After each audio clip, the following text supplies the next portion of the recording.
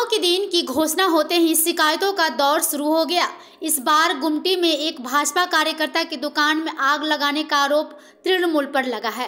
शनिवार की रात पश्चिम बर्धमान के पांडेश्वर इलाके में कुछ ऐसा देखने को मिला। लोकसभा चुनाव के लिए शनिवार को कर्फ्यू की घोषणा की गई थी और घोषणा से पहले तृणमूल समर्थित उपद्रवियों पर पांडेश्वर में एक भाजपा कार्यकर्ता की छिपी हुई दुकान में आग लगाने का आरोप लगाया गया था। इस अग्निकांड को लेकर बीजेपी मंडल 1 की महिला मोर्चा की महासचिव ने ऐसे ही आरोप लगाए। বর্ষের মধ্যে যদি যাত্রা পার্টি আর নাটক পার্টি যদি কোনো দল থাকে তার নাম হচ্ছে ভারতীয় ঝামেলা পার্টি বিজেপি। এই বিজেপি সব জায়গাতে সন্ত্রাসের নাম করে নিজেরা জায়গা করার চেষ্টা করছে।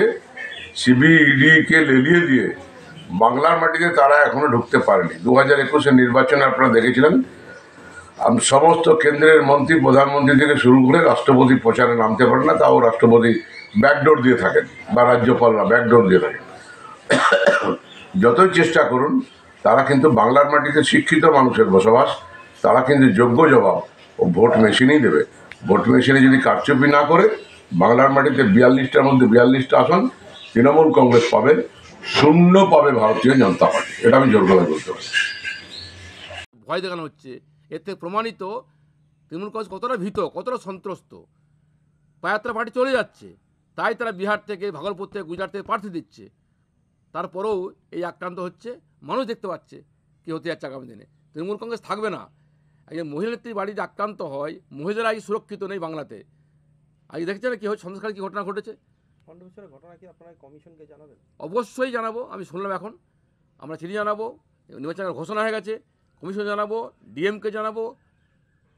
এর বিরুদ্ধে আমরা যা যা করতে হয়, রাস্তায় নামতে হয়, আমরা নামবো। কারণ তৃণমূল কংগ্রেসকে আর 1 ইঞ্চি মাটি ছাড়া যাবে না। এই কারণেই এই তৃণমূল থাকলে পরে বাংলার সর্বনাশ। বাংলার শিল্প বন্ধ, বেকারত্ব, চাকরি পাচ্ছে না। আজ শিক্ষকরা রাস্তায় বসে আছে, যোগ্যরা চাকরি পাচ্ছে না।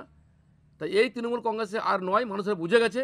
আর বুঝে গেছে বলেই পায়াত্রা মাটি চলে গেছে বলেই এবং বারবার আক্রান্ত করছেন।